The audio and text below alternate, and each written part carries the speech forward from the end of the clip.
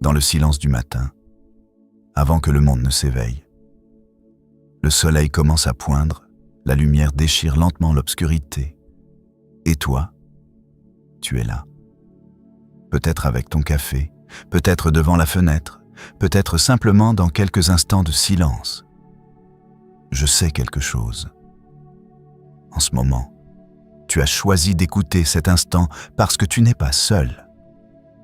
Ce matin, des millions de personnes à travers le monde font la même chose. Elles s'adressent au même Dieu, avec les mêmes mots. Et toi aussi tu es ici, faisant partie de ce moment. Aujourd'hui, je veux te rappeler une chose. Une seule vérité. Tu l'as peut-être déjà entendue, mais au-delà de l'entendre, tu as besoin de la ressentir. Tu es protégé. En disant cela, je ne parle pas de miracles ou de formules magiques, mais d'une vérité qui tient debout depuis des millénaires. Les psaumes le disent, les prophètes l'annoncent, et d'innombrables personnes l'ont vécu dans leur vie. Mais la protection n'est pas seulement rester à l'écart du danger. La protection, c'est pouvoir tenir debout au milieu de la tempête. La protection, c'est voir le chemin alors que tu marches dans le noir. La protection, c'est qu'il y ait quelqu'un pour te relever quand tu tombes. Ce qui t'est offert ce matin n'est pas simplement un texte de prière.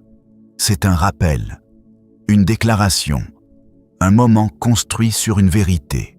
Et tu peux l'accepter, le recevoir dans ton cœur et vivre cette journée différemment. Le psaume déclare « Cote 0 ». Ce n'est pas de la poésie, c'est une définition de position, une adresse, une coordonnée spirituelle. Quand tu entends le mot « abri », à quoi penses-tu? Peut-être à ces lieux où les gens se réfugient en temps de guerre. Peut-être à cet espace sécurisé où les portes se ferment et les fenêtres se calfeutrent lors d'une tempête. Peut-être simplement à ce soulagement quand tu rentres chez toi, épuisé. L'abri de Dieu est bien plus que tout cela. Parce que cet abri n'est pas 4 murs, c'est l'essence même d'une présence. Dieu lui-même est ton abri. Son existence est ton espace sûr. Et cet abri ne s'effondre jamais, ne risque jamais de céder. Le mot « ombre » aussi. Pour quelqu'un habitué au climat du désert, l'ombre signifie la différence entre la vie et la mort. Pour celui qui passe des heures sous le soleil brûlant, l'ombre d'un arbre est comme un miracle. Tu peux respirer. Tu peux te reposer. Tu peux reprendre des forces. L'ombre du Tout-Puissant n'est pas une obscurité qui t'aveugle. C'est une fraîcheur qui te restaure. Un lieu où la chaleur écrasante de la vie ne peut plus te consumer, où les brûlures du monde perdent leur emprise. Si ces paroles touchent ton cœur ce matin, laisse un like pour que d'autres se souviennent de cette protection. Et écris quote 1 dans les commentaires, parce que parfois, un seul mot est la déclaration la plus puissante. Maintenant, je vais te dire autre chose. Peut-être ne l'as-tu jamais considéré ainsi. La protection de Dieu n'est pas passive, ce qui veut dire que Dieu ne reste pas simplement assis à t'observer. Il agit activement, à chaque instant, pour toi. Le psaume 113 le raconte. Il dit que Dieu relève le pauvre de la poussière, retire le malheureux du tas d'ordures. Ce n'est pas une métaphore, c'est une action. Dieu n'attend pas. Il descend, il tend la main, il saisit, il relève. Parce que même s'il siège dans les hauteurs, il s'abaisse avec humilité pour te regarder. Pense un instant. Le créateur de l'univers. Celui qui tient les galaxies, qui gouverne le temps, qui sait toutes choses. Et pourtant, il se penche pour voir ta situation. Il entend ton nom. Il compte tes larmes. C'est ce qui rend la protection divine si particulière. Parce que tu n'es pas juste un numéro. Tu n'es pas une statistique. Tu es quelqu'un qui l'aime. Et l'amour engendre toujours la protection. Il y a cette image du berger et de la brebis dans le psaume 23. Et cette image peut parfois être trompeuse. parce que nous voyons les brebis comme des animaux faibles, impuissants. Mais voici la vérité. Les brebis n'ont pas besoin d'un berger parce qu'elles sont faibles. Elles sont en sécurité parce qu'elles ont un berger. La différence est importante. Ta faiblesse n'est pas une raison pour que Dieu t'abandonne. Ta faiblesse est le lieu où sa puissance brille. Parce que quand tu es sans force, il devient ta force. Quand tu perds ton chemin, il devient ton guide. Quand tu tombes, il devient celui qui te porte. Le berger n'abandonne pas son troupeau. Il ne dort pas la nuit. Il ne fuit pas quand le loup arrive. Il met sa vie en jeu. Et Jésus l'a dit. C'est la vérité qui s'applique à toi aujourd'hui. Dieu a tout donné pour te protéger. Il continue de tout donner. Et aucune puissance, aucune menace, aucun ennemi ne peut t'arracher de sa main. Mais la protection ne concerne pas seulement les ennemis extérieurs, n'est-ce pas? Parfois, ce dont nous avons le plus besoin, c'est d'être protégés de nous-mêmes, de nos propres pensées, de nos propres peurs, de notre propre désespoir. Le psaume dit « Tu ne craindras ni les terreurs de la nuit, ni la flèche qui vole de jour. » Qu'est-ce que la terreur de la nuit? Peut-être ces pensées qui tournent dans ton esprit durant les heures sombres. Peut-être ces inquiétudes qui te visitent à l'aube. Peut-être ces questions du « et si ». La protection de Dieu s'étend jusque-là, dans ton esprit, dans ton cœur, dans ton âme, parce qu'il ne protège pas seulement ton corps, mais tout ton être. Combien de nuits as-tu passées éveillé, tourmenté par des scénarios qui ne se sont jamais produits? Combien de fois ton imagination t'a-t-elle montré des catastrophes qui n'ont jamais eu lieu? La peur a cette capacité étrange de créer des réalités qui n'existent pas encore, et parfois qui n'existeront jamais. Le Seigneur te dit ce matin, « Je garde aussi ton esprit, je place une sentinelle à l'entrée de tes pensées.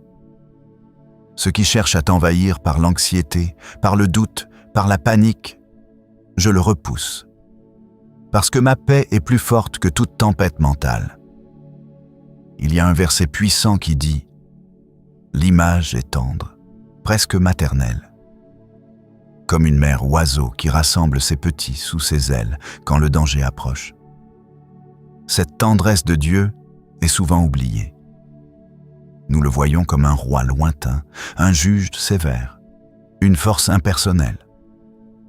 Mais le psaume nous montre un Dieu qui couve, qui protège avec douceur, qui crée un espace intime et sûr pour ses enfants. Sous ses ailes, tu n'es pas exposé. Sous ses ailes, le vent ne te déstabilise pas. Sous ses ailes, les prédateurs ne peuvent pas t'atteindre. C'est un lieu de proximité absolue, où tu entends le battement de son cœur, où tu sens la chaleur de sa présence. Le Seigneur est mon berger. Je ne manque de rien. Ces mots du psaume 23 portent en eux une audace incroyable. Dans un monde où nous manquons toujours de quelque chose, où l'insuffisance semble être notre condition permanente, cette déclaration résonne comme une provocation au bon sens. Nous manquons de temps pour tout accomplir. Nous manquons de ressources pour réaliser nos projets. Nous manquons de clarté pour prendre les bonnes décisions. Nous manquons de force pour tenir le rythme. Et pourtant, le psalmiste affirme avec une tranquillité déconcertante « Je ne manque de rien. Ce n'est pas de l'aveuglement, ce n'est pas du déni. C'est une compréhension profonde de ce que signifie avoir le Seigneur comme berger. Parce qu'un berger ne se contente pas d'exister quelque part au loin. Un berger marche avec son troupeau. Devant lui pour ouvrir le chemin, derrière lui pour ramasser ceux qui traînent, à côté pour rassurer par sa simple présence. Quand le berger est là, la brebis ne cherche pas à tout avoir. Elle ne stresse pas pour demain. Elle ne calcule pas si l'herbe sera suffisante la semaine prochaine. Elle broute en paix, elle se repose en confiance, elle avance sans panique. Pourquoi? Parce que le berger sait. Le berger voit plus loin. Le berger a déjà prévu. Sur des prés d'herbes fraîches, il me fait reposer. Remarque cette image. Le berger ne jette pas ses brebis n'importe où. Il les conduit vers l'herbe fraîche, celle qui nourrit vraiment, celle qui restaure. Il connaît les lieux arides où rien ne pousse. Il connaît les terrains dangereux où l'herbe cache des pièges. Et il évite tout cela pour amener son troupeau là où c'est bon. Peut-être que ta vie ressemble en ce moment à un terrain desséché. Peut-être as-tu l'impression de brouter du sable, d'essayer de te nourrir de choses qui ne te remplissent jamais vraiment. Le travail qui épuise sans accomplir. Les relations qui drainent sans édifier. Les distractions qui occupent sans satisfaire. Le berger te dit aujourd'hui, « Ce n'est pas là que je veux te voir.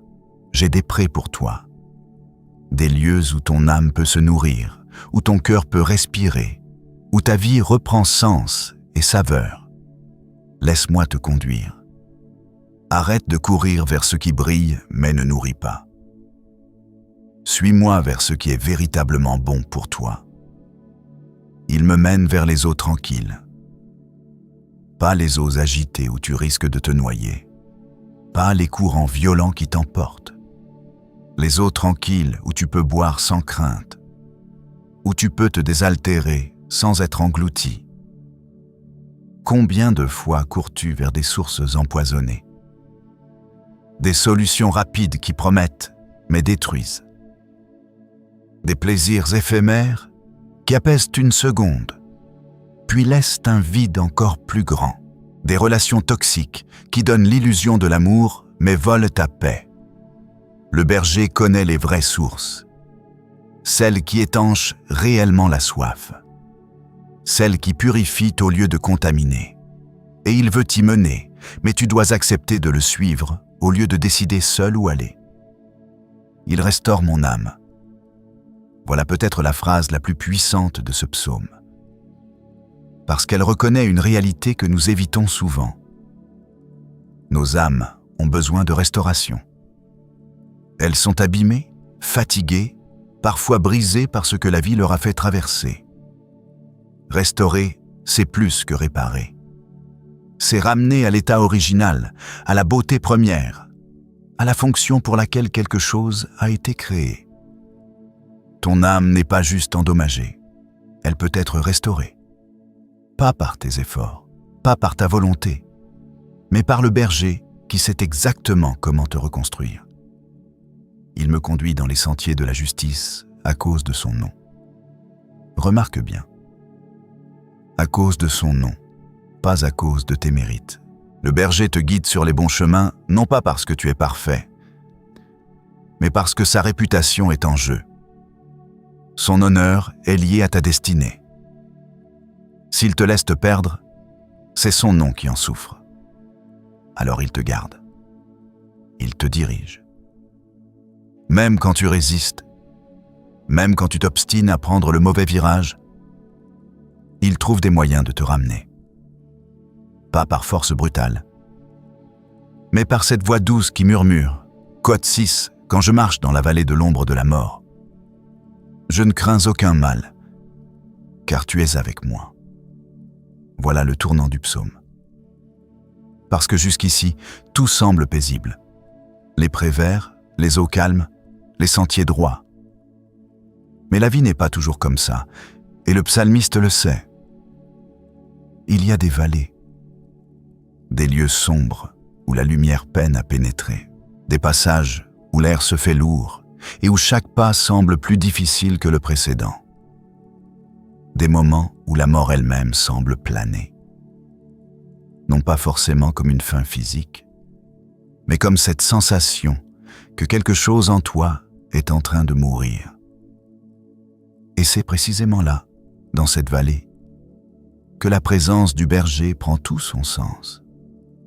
Parce que n'importe qui peut marcher avec toi quand le soleil brille. Mais qui reste quand l'obscurité tombe?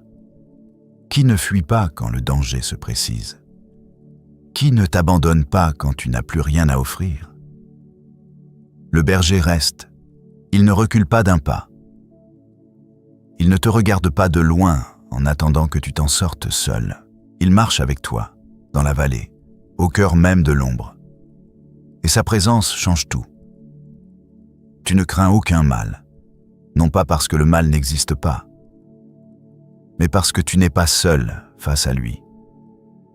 Le mal perd de son pouvoir quand tu réalises que celui qui est avec toi est infiniment plus fort que tout ce qui peut se dresser contre toi. Ta houlette et ton bâton me rassurent. La houlette, c'est cet instrument que le berger utilise pour guider doucement, pour ramener celle qui s'écarte, pour attraper celle qui glisse vers le précipice. Le bâton, c'est l'arme de défense, celle qui frappe le loup, qui écarte le danger, qui protège le troupeau. Le Seigneur a les deux. Il a la tendresse pour te corriger sans te briser. Et il a la force pour combattre ce que tu ne peux pas affronter seul. Tu as besoin des deux. Il y a des moments où tu as besoin de sentir sa main qui te ramène sur le chemin. Et il y a des moments où tu as besoin de savoir qu'il se bat pour toi contre des ennemis que tu ne vois même pas. Combien de fois t'a-t-il ramené sans que tu ne t'en rendes compte? Combien de fois a-t-il détourné un danger avant même qu'il ne t'atteigne? Combien de fois a-t-il brisé des complots dans l'invisible pendant que tu dormais tranquillement? Sa protection n'est pas passive, elle est active, vigilante, constante. Il ne dort jamais. Il ne baisse jamais la garde. Même quand ta foi faiblit, même quand tu l'oublies, lui ne t'oublie jamais. Tu dresses devant moi une table, en face de mes adversaires. Voilà une des images les plus étonnantes de toute la Bible. Imagine la scène. Tes ennemis sont là, tout autour. Ils t'observent. Ils attendent ta chute. Ils espèrent ta défaite. Et au milieu de cette tension, le Seigneur fait quelque chose d'incroyable. Il ne te cache pas. Il ne te fait pas disparaître. Il dresse une table. Il te fait asseoir. Il te sert un repas, devant eux, en pleine lumière. Comme pour dire, vous voyez celui-ci? Il est sous ma protection. Vous pouvez regarder, mais vous ne pouvez pas toucher. Vous pouvez crier, mais vous ne pouvez rien faire. C'est une déclaration de victoire avant même que la bataille ne soit terminée. C'est une affirmation de sécurité au cœur même du danger. Tu manges en paix pendant que tes adversaires assistent, impuissants, à ta restauration. Et ce n'est pas un repas frugal. Tu oins d'huile ma tête. L'huile, symbole de consécration, de guérison, d'honneur. Le Seigneur ne se contente pas de te nourrir. Il te restaure dans ta dignité. Il te rappelle qui tu es. Il efface la honte que tes ennemis ont tenté de placer sur toi. Ma coupe déborde. Ce n'est pas juste suffisant, c'est abondant. Ce n'est pas juste assez pour survivre. C'est trop pour être contenu. Parce que le Dieu qui te protège n'est pas un Dieu de pénurie. Il est un Dieu de débordement. Oui, le bonheur et la grâce m'accompagneront tous les jours de ma vie. Remarque ce verbe. Accompagneront. Pas peut-être viendront de temps en temps. Pas si tu es sage, ils apparaîtront. Ils t'accompagneront. C'est une certitude. Un engagement, une promesse. Le bonheur et la grâce ne sont pas des destinations que tu dois atteindre un jour. Ce sont des compagnons qui marchent avec toi chaque jour, dans les bons comme dans les mauvais moments, quand tout va bien et quand tout s'effondre. Parce qu'ils ne dépendent pas de tes circonstances, ils dépendent de la fidélité de celui qui te les envoie. Et j'habiterai dans la maison du Seigneur jusqu'à la fin de mes jours. C'est la conclusion du psaume. Non pas Côte 9, non pas Côte 10, mais j'habiterai, je demeurerai, je resterai. Ta place dans la maison du Seigneur n'est pas temporaire, elle n'est pas conditionnelle, elle est permanente, parce que tu as été adopté, accueilli, établi. Tu n'es pas un invité qui doit partir. Tu es un fils, une fille, qui appartient à cette maison pour toujours. Qui est semblable au Seigneur notre Dieu qui siège dans les hauteurs? Cette question du psaume 113 n'attend pas vraiment de réponse, parce que la réponse est évidente. Personne. Il n'y a personne comme lui. Aucun roi, aucune puissance, aucune force dans l'univers ne peut se comparer à celui qui gouverne depuis les hauteurs. Mais voici ce qui est fascinant. Ce Dieu qui habite les hauteurs, ce Dieu si élevé qu'aucun trône terrestre ne peut rivaliser avec le sien. Ce Dieu qui pourrait rester distant, inaccessible, indifférent, fait quelque chose que personne n'attendrait. Il s'abaisse pour regarder. Il se penche. Il descend de sa position pour observer ce qui se passe sur la terre, dans les cieux, dans les recoins les plus oubliés de l'existence humaine. Ce n'est pas un regard froid, calculateur, détaché. C'est un regard chargé d'attention, de soin, d'amour. Pense à cette image un instant. Le plus grand se fait petit pour voir le plus petit. Le plus puissant utilise sa force pour soulever le plus faible. Le plus glorieux choisit de se préoccuper du plus humble. C'est le mystère même du caractère de Dieu. Il relève le pauvre de la poussière, retire le malheureux du tas d'ordures. Voilà des mots qui ne sont pas métaphoriques pour beaucoup d'entre nous. Peut-être qu'en ce moment, ta vie ressemble à de la poussière. Des rêves qui se sont effondrés, des relations qui se sont désintégrées, des espoirs qui se sont évaporés. Tu te regardes et tu vois des ruines. Ou peut-être que tu te sens comme jeté sur un tas d'ordures. Rejeté, oublié, considéré comme sans valeur par ceux qui devraient te chérir. Mis de côté comme quelque chose dont personne ne veut plus. Le monde t'a étiqueté, classé, enterré sous des jugements et des mépris. Mais le Seigneur ne te voit pas comme ça. Quand il te regarde, il ne voit pas les débris. Il voit ce que tu étais censé être. Il voit le potentiel que personne d'autre ne distingue. Il voit la beauté cachée sous les couches de douleur et de déception. Et il ne se contente pas de voir, il agit. Il descend jusque dans ta poussière. Il entre dans ton tas d'ordures. Il te prend par la main et il te relève. Pas pour te laisser au même niveau, mais pour te placer en hauteur. Pour le faire asseoir avec les princes de son peuple. Ce n'est pas une simple amélioration de situation, c'est une transformation complète de position. Tu passes de la poussière au trône, de l'oubli à l'honneur, de l'invisibilité à la dignité. Mais cette élévation n'est pas basée sur tes mérites. Ce serait injuste de te dire que tu dois d'abord devenir digne avant que Dieu ne te relève. Non, il te relève précisément parce que tu ne peux pas te relever seul. Il t'honore, non pas parce que tu l'as gagné, mais parce que c'est dans sa nature de restaurer ce qui est brisé. Combien de fois avons-nous pensé que nous devions d'abord nous nettoyer avant de nous approcher de Dieu? Combien de fois avons-nous attendu d'être meilleurs, plus saints, plus dignes, et pendant ce temps, nous restons dans notre poussière, convaincus que nous ne méritons pas d'être relevés. Mais Dieu dit, « Viens tel que tu es, avec ta saleté, avec tes échecs, avec tes blessures. Viens maintenant. Ne perds pas une minute de plus à essayer de te rendre présentable. Laisse-moi te nettoyer. Laisse-moi te restaurer. Laisse-moi te revêtir de dignité. » Il donne une famille à celle qui était stérile. Il en fait une mère joyeuse, entourée de ses enfants. Encore une fois, cette image dépasse le sens littéral. La stérilité dont parle le psaume n'est pas seulement physique, c'est cette sensation de vide, d'improductivité, d'inutilité. Tu as peut-être l'impression que ta vie ne produit rien, que tes efforts sont vains, que tes prières restent sans réponse, que tes jours passent sans fruit, sans impact, sans héritage. Cette stérilité spirituelle est parfois plus douloureuse que toute autre forme de manque. Tu regardes autour de toi et tu vois d'autres personnes dont la vie semble féconde.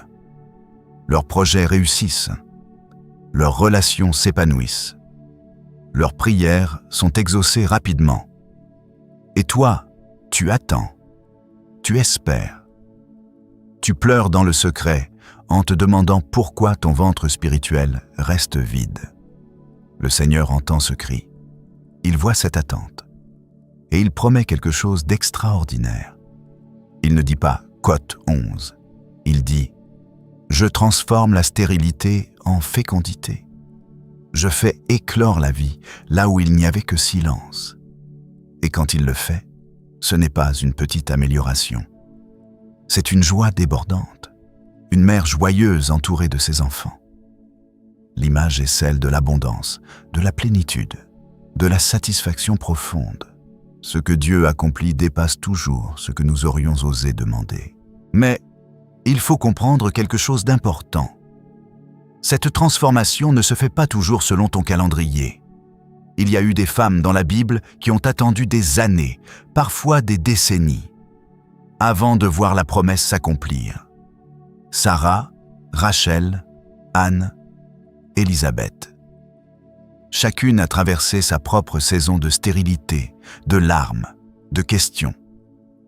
L'attente fait partie du processus, non pas parce que Dieu est cruel ou indifférent, mais parce qu'il prépare quelque chose de plus grand que ce que tu peux imaginer maintenant.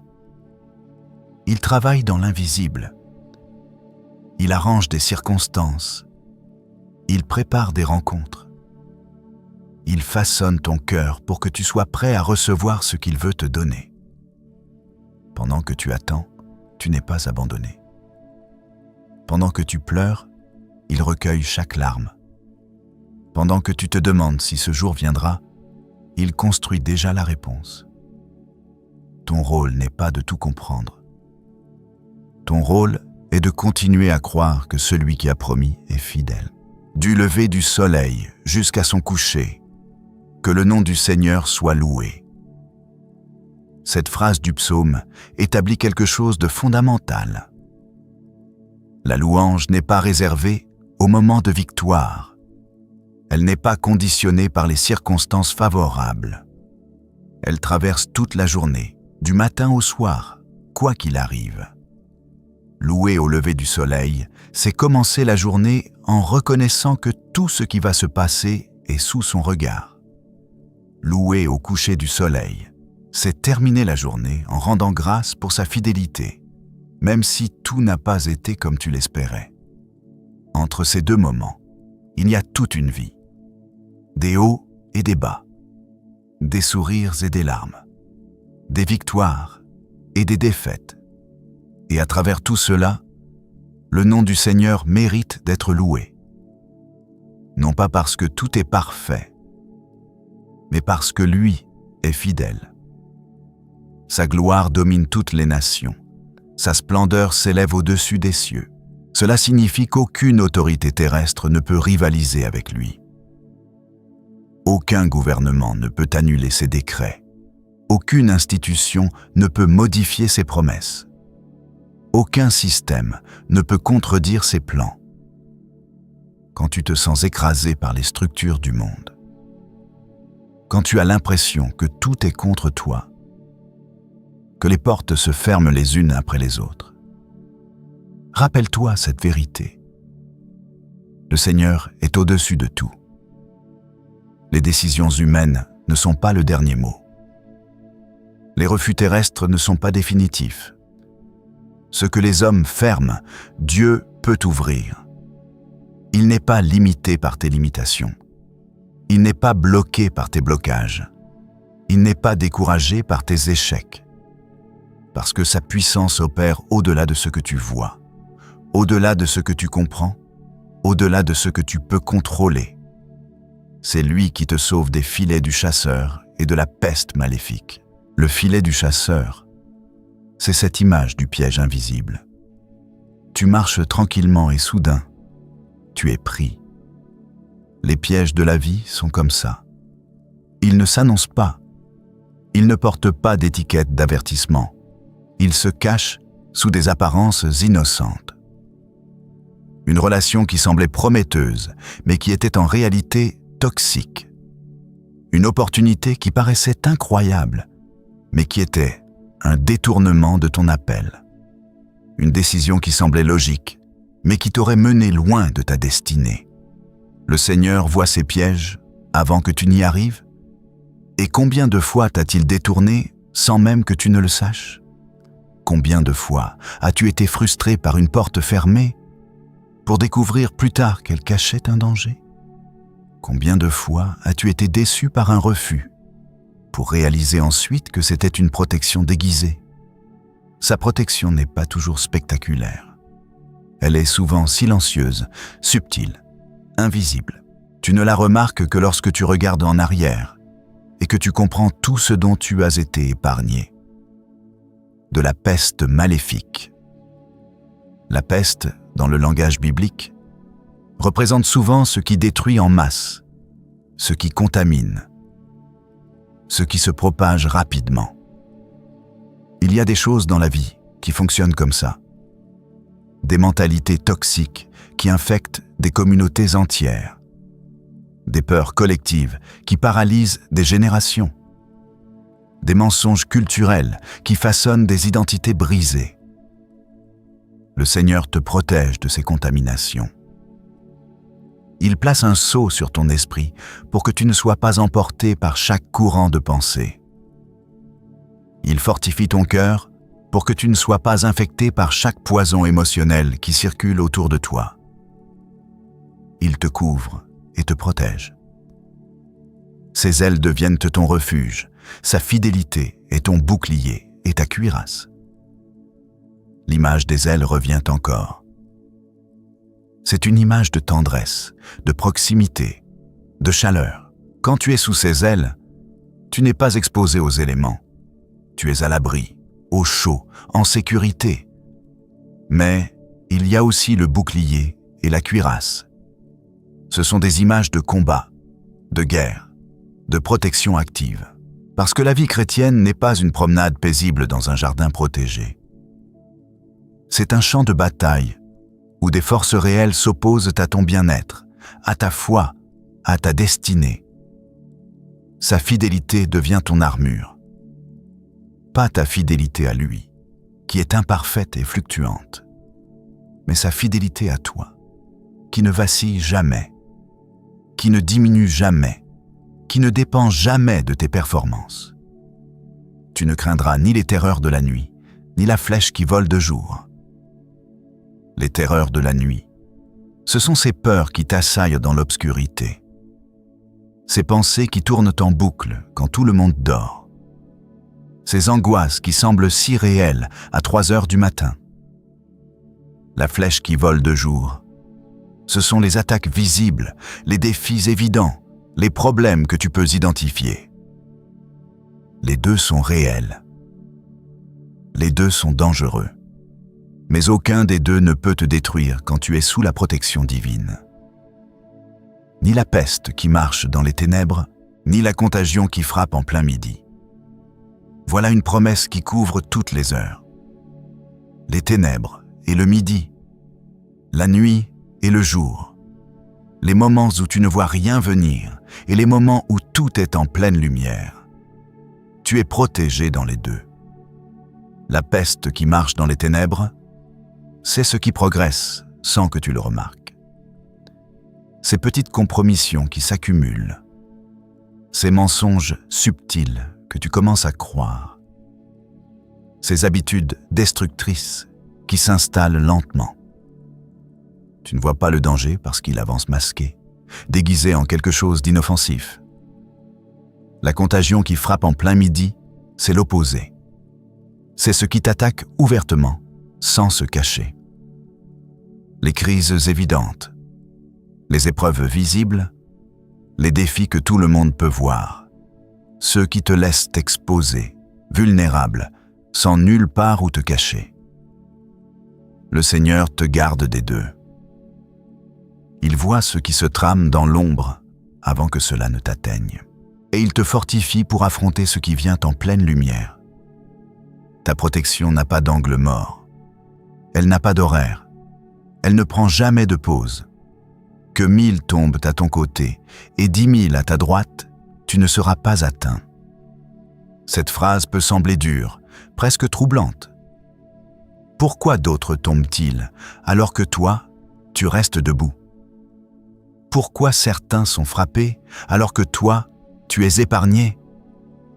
Ce n'est pas une question de mérite. Ce n'est pas parce que tu es meilleur que les autres. Ce n'est pas parce que tu as prié plus fort ou cru plus intensément. C'est simplement parce que Dieu, dans sa souveraineté mystérieuse, a un plan spécifique pour ta vie. Et ce plan inclut ta protection. Cela ne signifie pas que tu es immunisé contre toute difficulté. Cela signifie que rien ne peut t'atteindre sans passer d'abord par lui. Chaque épreuve est filtrée. Chaque tempête est mesurée. Rien n'arrive par hasard ou par la simple volonté de l'ennemi. De tes yeux seulement tu regarderas et tu verras la récompense des méchants. Tu seras témoin de la justice divine. Pas pour te réjouir de la chute des autres, mais pour comprendre que le mal ne reste jamais impuni, que l'injustice ne triomphe jamais définitivement, que ceux qui sèment la destruction finiront par récolter ce qu'ils ont semé. Car tu es mon refuge, ô Éternel. Tu fais du Très-Haut ta retraite. Remarque cette répétition. Le psaume revient sans cesse à cette idée de refuge, de retraite, d'abri, parce que c'est le fondement de tout. Si tu n'es pas ancré dans cette vérité, tout le reste s'effondre. Faire du Très-Haut ta retraite, ce n'est pas seulement courir vers lui quand tout va mal. C'est vivre là. C'est établir ta demeure dans sa présence. C'est organiser ta vie autour de cette proximité avec lui. C'est refuser de construire ton identité, ta sécurité, ton bonheur sur quoi que ce soit d'autre. Aucun malheur ne t'arrivera, aucun fléau n'approchera de ta tente. Ta tente, c'est ton espace intime, ta maison, ta famille, ton cercle le plus proche. Le Seigneur place une barrière de protection autour de tout cela. Pas parce que tu es parfait, mais parce que tu es sien. Cela ne veut pas dire que tu ne connaîtras jamais de difficultés dans ta maison. Cela veut dire qu'aucune destruction définitive ne pourra s'y établir. Les tempêtes peuvent secouer, mais elles ne détruiront pas. Les épreuves peuvent défier, mais elles ne détruiront pas ce que Dieu a scellé, car il ordonne à ses anges de te garder dans toutes tes voies. Voilà une des promesses les plus extraordinaires de toute l'Écriture. Tu n'es pas seul dans cette vie. Tu ne marches pas uniquement avec tes propres forces, ta propre sagesse, ta propre protection. Il y a une armée invisible qui t'accompagne. Des êtres créés par Dieu spécifiquement pour servir, pour protéger, pour accomplir sa volonté sur la terre. Et ils ont reçu un ordre concernant toi. Te garder. Dans toutes tes voies, pas seulement quand tu es à l'église, pas seulement quand tu pries, pas seulement quand tu fais tout bien, dans toutes tes voies, quand tu travailles, quand tu conduis, quand tu dors, quand tu voyages, quand tu te trompes, quand tu hésites, partout, toujours. Ils te porteront sur leurs mains, de peur que ton pied ne heurte une pierre. Cette image est celle d'une attention minutieuse. Même les petites pierres, les petits obstacles qui pourraient te faire trébucher, sont pris en compte. La protection divine ne s'occupe pas seulement des grandes menaces. Elle veille aussi sur les petits détails. Combien de fois as-tu évité un accident par quelques secondes? Combien de fois as-tu pris une route différente, sans raison apparente, pour apprendre plus tard qu'il y avait eu un problème sur ton trajet habituel? Combien de fois as-tu senti cette impulsion intérieure de ne pas faire quelque chose et tu as obéi sans comprendre pourquoi? C'était peut-être l'ange assigné à ta protection qui te guidait. C'était peut-être cette main invisible qui te portait au-dessus d'une pierre que tu n'avais même pas vue. Nous vivons entourés de miracles quotidiens dont nous ne sommes pas conscients. Tu marcheras sur le lion et la vipère, tu écraseras le lionceau et le dragon. Cette promesse semble presque incroyable. Le lion représente la puissance visible, la force brutale, la menace évidente. La vipère représente le danger caché, le poison silencieux, l'attaque sournoise. Et le psaume dit « Tu marcheras dessus ». Pas tu les éviteras, pas tu les contourneras, tu marcheras dessus. Tu auras autorité sur eux, tu les domineras au lieu d'être dominé par eux. Le lionceau et le dragon, ce sont les mêmes menaces dans leur forme naissante ou mythique. Les défis qui semblent petits maintenant, mais qui pourraient grandir. Les peurs qui paraissent irrationnelles, mais qui pourraient te paralyser. Tu as l'autorité pour les écraser avant qu'ils ne deviennent incontrôlables. Mais cette autorité ne vient pas de toi. Elle vient de celui qui te couvre. C'est son nom que tu portes. C'est sa puissance qui opère à travers toi. C'est sa victoire que tu déclares sur chaque situation. Puisqu'il s'attache à moi, je le délivre. Ces mots sont prononcés par Dieu lui-même. C'est sa propre voix qui résonne à travers le psaume. Et remarque la condition, puisqu'il s'attache à moi, pas puisqu'il est parfait, pas puisqu'il ne pêche jamais, pas puisqu'il comprend tout, simplement, puisqu'il s'attache à moi. S'attacher, c'est choisir la proximité. C'est refuser de lâcher même quand tout te pousse à partir. C'est continuer à croire quand tes sens te disent d'abandonner. C'est maintenir la relation même quand tu ne sens plus rien. Je le protège, car il connaît mon nom.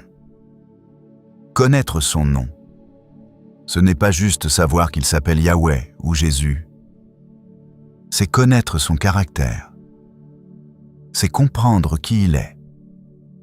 C'est avoir fait l'expérience de sa fidélité au point que son nom n'est plus un concept théologique, mais une réalité vécue. Quand tu prononces son nom, ce n'est pas une formule magique. C'est l'invocation d'une présence que tu connais, d'une puissance dont tu as été témoin, d'un amour que tu as ressenti. Et cette connaissance intime crée une connexion que rien ne peut briser. Il m'appelle et moi, je lui réponds. La prière n'est jamais un monologue. C'est toujours une conversation. Tu cries, il entend. Tu appelles, il répond. Pas toujours de la manière que tu attends. Pas toujours au moment où tu le veux. Mais toujours. Toujours il répond. Je suis avec lui dans son épreuve. Voilà peut-être la promesse la plus réconfortante de toutes. Il ne dit pas « je le sortirai immédiatement de son épreuve ». Il dit « je suis avec lui dedans ». Parce que parfois, ce dont tu as le plus besoin n'est pas que la situation change, mais de savoir que tu n'es pas seul dedans. Sa présence dans l'épreuve change tout. La même nuit devient supportable quand tu sais qu'il veille avec toi. La même douleur devient gérable quand tu sens sa main dans la tienne. Le même désert devient traversable quand tu entends sa voix qui dit « Continue, je suis là. Je veux le libérer, le glorifier. » C'est son intention. Ce n'est pas seulement te sortir de la difficulté, mais te glorifier à travers elle. Transformer ton témoignage en quelque chose qui inspire d'autres. Utiliser ce que l'ennemi avait prévu pour ta destruction comme plateforme pour ta promotion. De longs jours, je veux le rassasier. Rassasier, c'est plus que satisfaire. C'est remplir jusqu'au débordement. C'est donner au-delà du besoin. C'est transformer la survie en abondance. Dieu ne veut pas juste que tu tiennes. Il veut que tu prospères. Et je ferai qu'il voie mon salut. Voir le salut, C'est être témoin de l'impossible qui devient possible. C'est assister au renversement complet d'une situation désespérée. C'est expérimenter la délivrance quand toutes les issues semblent être bloquées. Ce matin, en écoutant ces paroles, quelque chose doit se passer en toi. Ce n'est pas juste de l'information. C'est une activation. C'est une déclaration de foi qui remet en place ce que l'ennemi avait dérangé. C'est un réalignement avec la vérité de qui tu es et de qui est celui qui te garde. Tu n'es pas un accident. Tu n'es pas un oubli. Tu n'es pas une erreur dans le grand schéma des choses. Tu es connu, aimé, protégé, gardé par le Dieu très haut qui a choisi de faire de toi sa demeure. Chaque menace qui se dresse contre toi aujourd'hui a déjà été vaincue. Pas demain, pas quand tu seras plus fort. Maintenant. Parce que la victoire ne dépend pas de toi. Elle dépend de celui qui combat pour toi. Chaque peur qui essaie de te paralyser ce matin a déjà été désarmée. Parce que celui qui est en toi est plus grand que celui qui est dans le monde. Parce que la puissance qui t'habite surpasse toute puissance qui pourrait s'opposer à toi. Alors pendant que ce jour commence, pendant que tu t'apprêtes à sortir, à affronter, à vivre, emporte cette vérité avec toi. Tu es protégé, tu es gardé, tu es couvert. Et rien de ce que cette journée te réserve ne peut annuler cette réalité. Les portes devant toi ne sont pas fermées par hasard. Certaines sont fermées pour te protéger de ce qui aurait pu te détruire. D'autres s'ouvriront au bon au moment exact où tu seras prêt pour ce qui se trouve derrière. Les personnes que tu rencontreras aujourd'hui ne sont pas là par coïncidence. Certaines sont des anges déguisés, envoyés pour t'encourager. D'autres sont des âmes blessées que tu es appelé à toucher par ta présence. D'autres encore sont des tests de ton caractère, des occasions de manifester la grâce qui t'a été donnée. Les défis que tu affronteras aujourd'hui ne sont pas là pour te briser. Ils sont là pour révéler la force que tu ne savais pas avoir, pour te montrer que tu es capable de plus que ce que tu croyais, pour te prouver que la promesse de protection n'est pas théorique mais réelle, tangible, efficace. Avant que tu ne quittes ce moment de prière, avant que le bruit du monde ne reprenne ses droits, je veux te rappeler quelque chose d'essentiel. Cette protection dont nous avons parlé n'est pas réservée au moment solennel. Elle ne s'active pas uniquement quand tu es à genoux. Elle t'accompagne dans le métro, dans ton bureau, dans la file d'attente du supermarché, dans ta cuisine, dans ton lit. Le Seigneur qui te garde ne fait pas de distinction entre le sacré et le quotidien. Pour lui, tout ce qui te concerne est important. La grande décision professionnelle et le petit choix du matin, la conversation difficile avec ton patron et le sourire échangé avec un inconnu. Tout compte, tout est sous son regard. Tu vas peut-être croiser des regards aujourd'hui. Certains seront bienveillants, d'autres pas. Certains te jugeront, d'autres t'admireront sans que tu le saches. Mais au-dessus de tous ces regards, il y a le sien. Et c'est le seul qui définit réellement qui tu es. Tu vas peut-être prendre des décisions aujourd'hui. Petites ou grandes, elles façonnent ta trajectoire.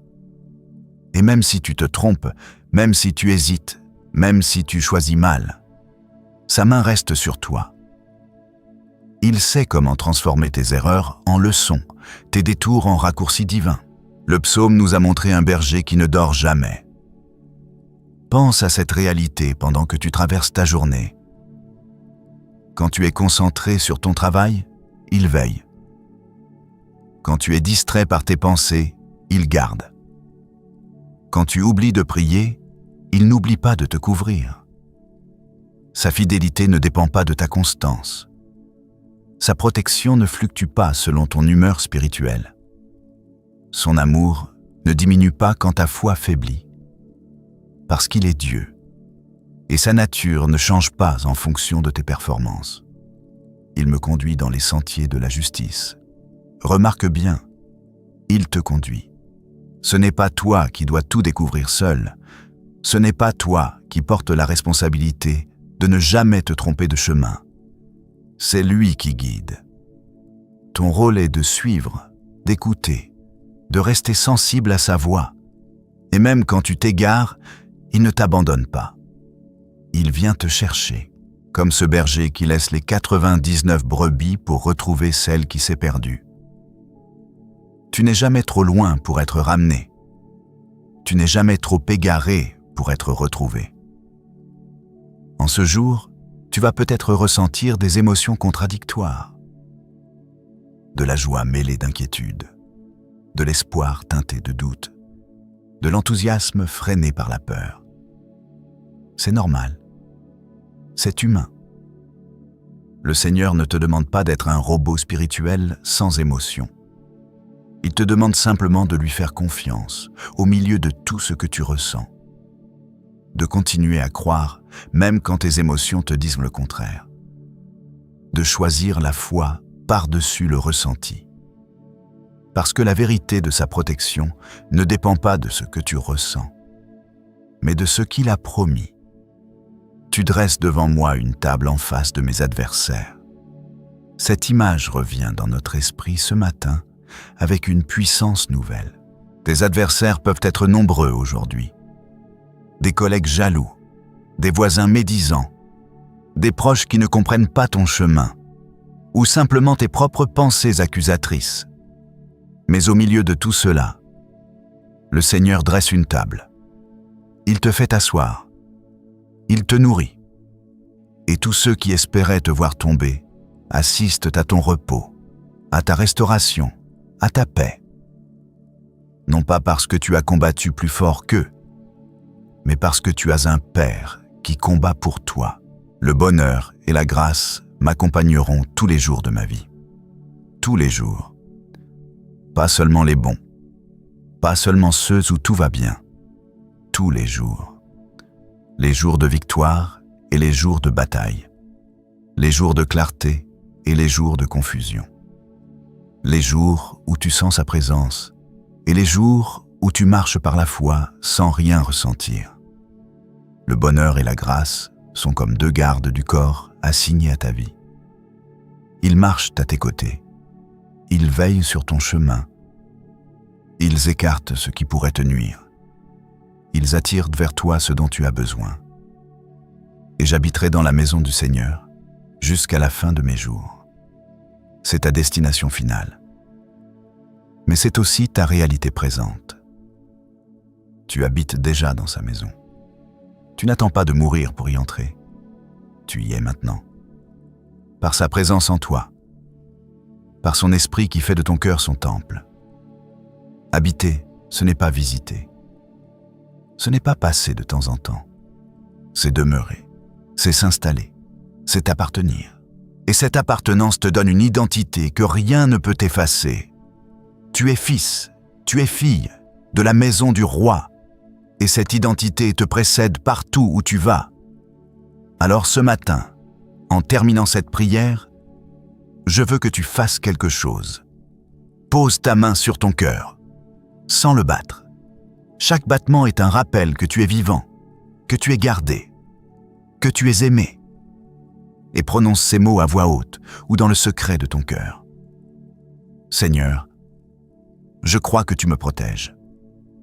Je crois que tu es mon berger. Je crois que tu as placé des anges autour de moi. Je crois que rien ne m'arrive sans passer par tes mains. Je crois que cette journée est déjà couverte par ta grâce. Je crois que je ne suis pas seul. Je crois que tu marches avec moi. Je crois que ta victoire est ma victoire. Et maintenant, respire profondément. Laisse cette vérité pénétrer chaque cellule de ton être. Tu n'es plus le même qu'il y a quelques instants. Quelque chose s'est déplacé dans le spirituel. Une déclaration a été faite. Une position a été prise. et les forces des ténèbres ont entendu que tu n'es pas une proie facile, que tu es protégé par le Très-Haut.